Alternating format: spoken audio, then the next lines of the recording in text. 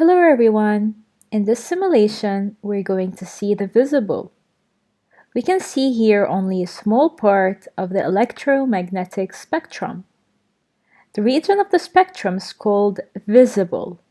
The slider is now on the visible area of the spectrum, which is this multicolored strip in the center. Identify the wavelength of the visible light. It ranges from 7 times 10 to the power minus 7 meters, and we will click the forward button multiple times to go through the shorter wavelength.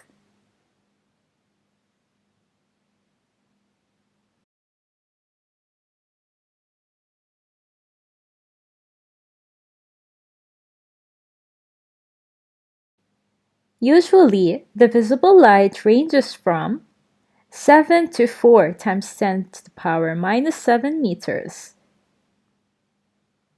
Now, let's click the information button right here. The visible light comes from hot objects such as sun or light bulbs. We can detect them with our eyes and in photographs. We use them for seeing, of course, and also in lasers. They can be dangerous because too much light can damage the retinas of our eyes, so don't look directly at the sun.